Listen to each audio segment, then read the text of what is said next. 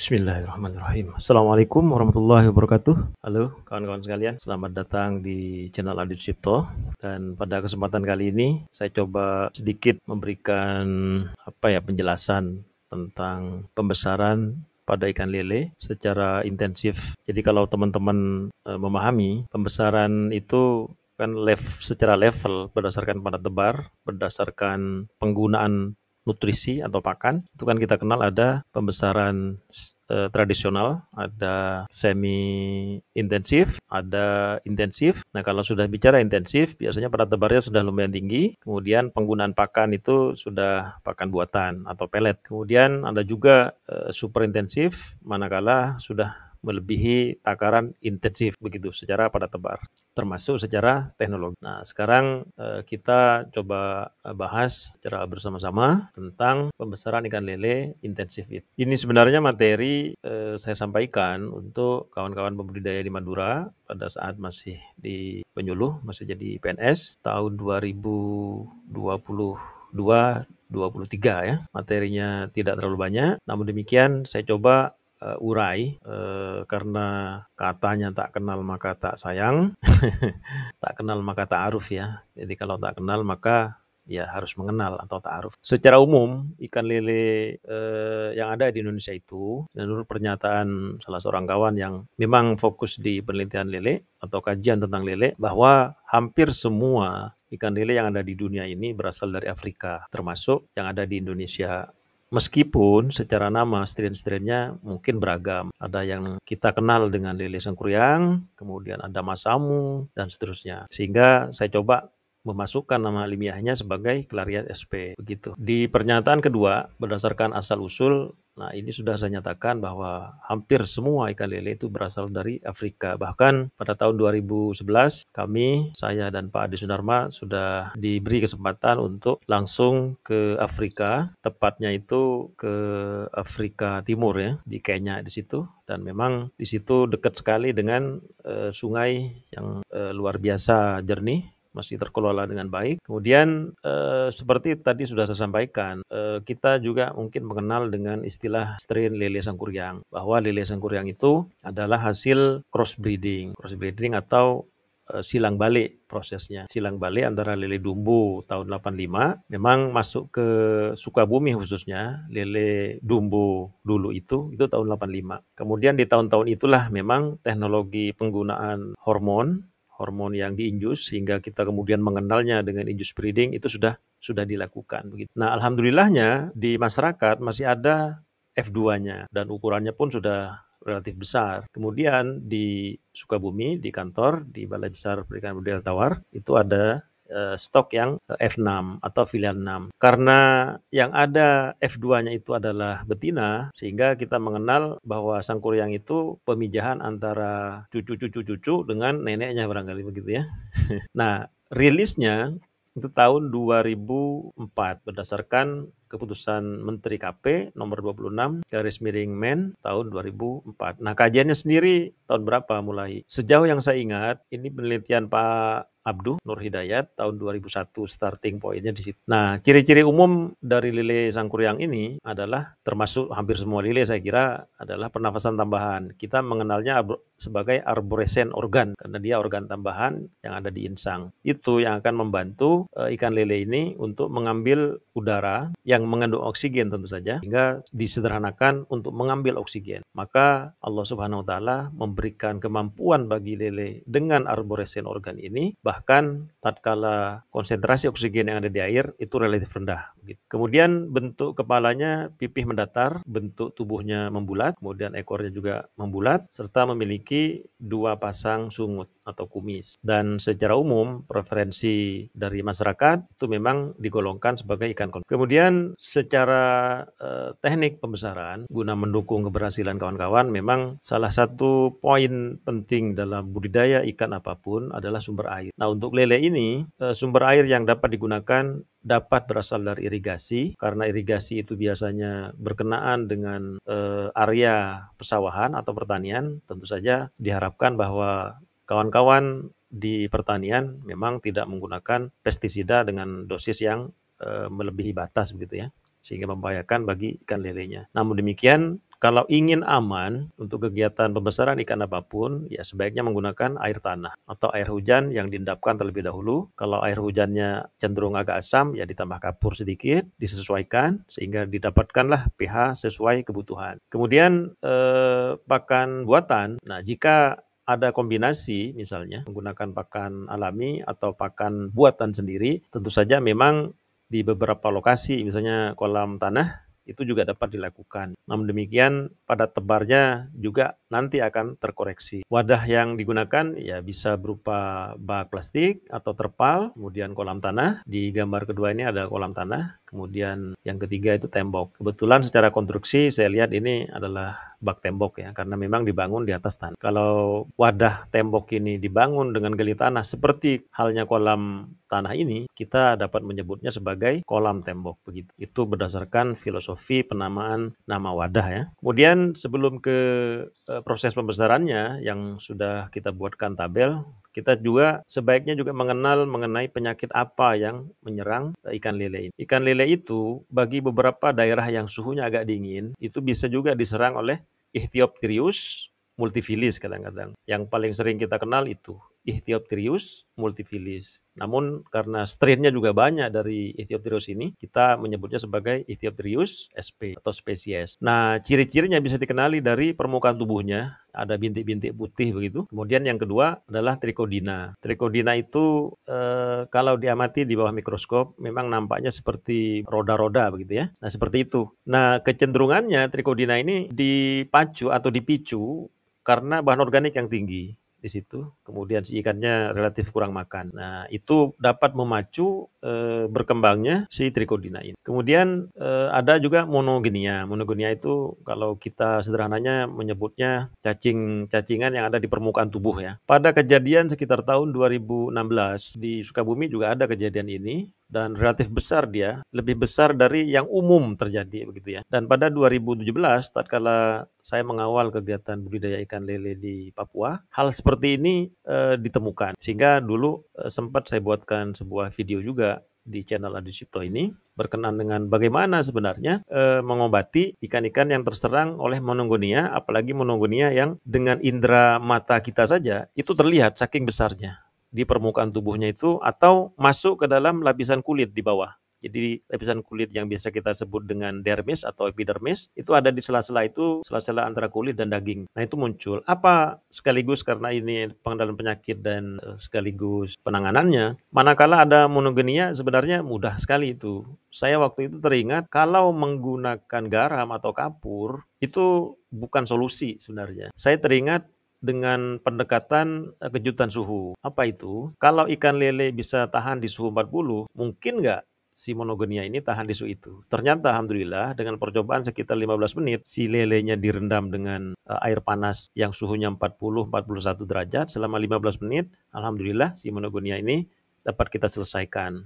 Artinya mati gitu ya. Nah, kemudian yang biasa juga menyerang penyakit itu dari bakteri. Kita mengenal mungkin ada Aeromonas, teman-teman biasanya menyebutnya itu sebagai jamur ya, padahal penyebabnya itu adalah bakteri Aeromonas namanya. Ciri-ciri yang bisa dikenali si lele kita, entah itu benih, entah itu sudah mau konsumsi, itu luka-luka yang diawali biasanya dengan adanya munculnya bintik-bintik merah seperti bintik merah berdarah begitu ya, kemudian luka dia. Nah, itu penyebabnya adalah Aeromonas. Kemudian ada satu lagi yang belum saya masukkan di slide ini adalah Flexibacter columnaris yang biasa dapat menyebabkan kumis putus. Kumis putus, kemudian dia menyendiri, tidak mau makan dan seterusnya, kemudian mati. Nah, langkah apa yang bisa kita lakukan manakala kita mengenal penyakit lele yang seperti tadi saya sampaikan. Pertama, dari sisi penyiapan wadah atau kolam. Jadi, meskipun kita sudah terbiasa melakukan kegiatan budidaya, kemudian tidak ada masalah misalnya, terus suatu saat kita mendatangkan benih dari luar lokasi, luar daerah yang lumayan jauh, lelenya stres, kemudian masuk ke tempat baru, makin stres dia, itu cenderung dapat menyebabkan si lelenya sakit, kan begitu. Itu langkah awal untuk jaga-jaga atau pencegahan. Kemudian kalau memang ikannya sendiri terserang penyakit, tentu saja kan harus ada kegiatan pengobatan melalui ada pengobatan alami, artinya secara alami memang tersedia, atau menggunakan bahan-bahan kimia. Nah, sesuai dengan, penyakit yang menyerang, kalau misalnya Ichthyopterius multifilis atau bintik putih seperti pada gambar 1, kita bisa menggunakan garam yang dosisnya secara berangsur-angsur sampai 10 gram per liter. 10 gram per liter itu setara dengan 10 ppt namanya atau part per thousand. Jadi kalau, wadahnya ada sekian liter, maka disesuaikan dengan dosis ini. Itu lama perendamannya bisa 24 jam atau sehari semalam. Kemudian